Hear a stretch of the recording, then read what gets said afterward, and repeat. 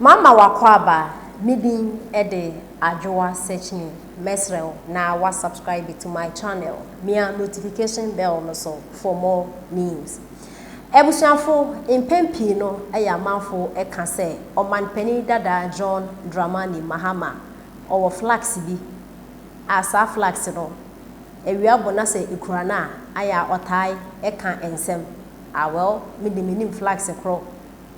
eya manfo ena eka na ende abranti bi e de aberefe omanpani dada John Dramani Mahama e woni post ase awaka che straight point blank say omanpani dada John Dramani Mahama sometimes say oko Twitter na utwitia eya emana o flags no influence na wonka ensem bia ense emfata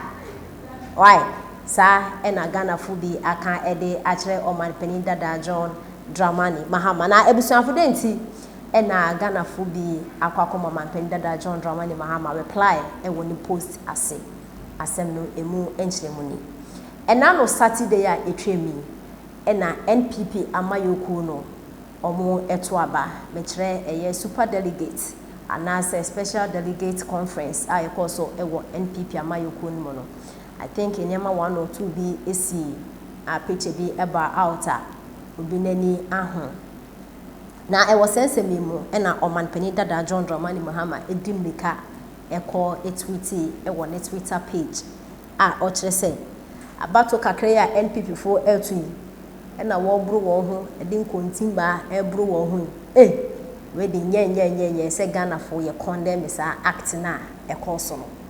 na omanpani dada John Dramani Mahama ebe tweet wie no and oko comment section as ya and some Ghana fo be e kan say na omanpani dada John Dramani Mahama no eya na eye politics nti na wo ye sa anase ye ni da ho anase oni sa de a wo ye no enye but boapa ye nti na oye anase sen Ghana fo bis wonti ase adenti enye na no na NDC fo omo ye omo elections eyi executives omanpani dada John Dramani Mahama ye doctor do for kra ene ne contest ya omo ampene ekoye omo register no turning upside down enam so a doctor do for a free contest ni mu no ntin omanpani dada John Dramani Mahama na NDC for de kamodi mu nia no elections bi koso wo Ghana ha no na se ye yanka mo maka bi ene bi mu nso kire se obi nso edi video ebusuafo video no ena etwegu no ena no NDC for mu share omo eto aba hwe de wi omo si ebu omo ankaso omo ho NPP for aba to de se ye ho hwe nemom de ehu ye trend ya eyem donyame ekufo ado mema o show down donyame vice president mema o show down ena na ye trending ena one casualty bia ekom but aside no I don't think say any adibia ehu si enti so omanpani dada John Dramani Mahama ekocho science way but rather no na kese say my NPP for congratulations but that be omanpani dada akotwiti say elections na ekoso no not and Ghana fu be so I refer so omanpani dada John Dramani Mahama odi enimu nti nsem bi say ekoso a eya keep quiet na ebusuanfo yenti ensem a omanpani dada John Dramani Mahama ede etudwa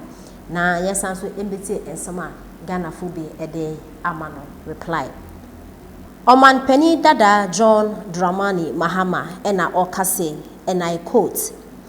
"Violence has become the new normal for the NPP. Act of violence during what should be a peaceful civic exercise must be condemned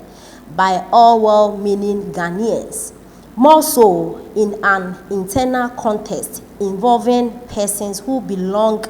to the same party." Now omanpani dada John Dramani Mahama me pacho video ya etwegui NDC fo amohweme omanpani dada John Dramani Mahama ohu during omo contest na course no ana we hu na se ohu nso a eda asem na obeka efa na se NDC fo mo beka fa ho. You see, these are some of the things Ghana youth no say you starting na ya dream ho nyim say these politicians no they are just playing with our minds because the act way akoso wa bra momo to aba na say NPP de no cry normal the number of casualties also ewo NDC omo contest omo coin and a numbers of NPP for omo so e de course one NDC for the kwa their numbers because e also and a NPP then so e number baako pe and a yehu say enam social media no entokwa no bibia nti adento man penda da John Dramani Mahama e be tweet is hard way just to confuse the youth, just to say NPP for enye omo ye trust and so man penda da John Dramani Mahama na be ka say NDC for eba na to trust pa dia mo na mo dikan. So Ghana youth, woman reasoning because these politicians some of the adwin e dia go and man penda da John Dramani Mahama about to know course with all due respect. With all due respect, about to know course no NPP casualties and shed and bemisa, but NDC share video. Hey, imponting ba what they bro ni pemba and yasem keto akra. Na mo se dey. Yenti ensema Ghana fubin so e dey ema man penda da John Dramani Mahama as reply. We eye Abdul ena oche say papa no, you always tweet under the influence of your flags. Discerning Ghanaians know the difference between your violent NDC and the NPP. This video was recorded during your national executives contest. And I went so Castro and I just say I blame Ghanaians who forget too easily. And I went so the Kranten and I just say masa. And I went so Nana Wusu Ansa and what you say. What new are you bringing to the table? Stop talking about violence. We already know what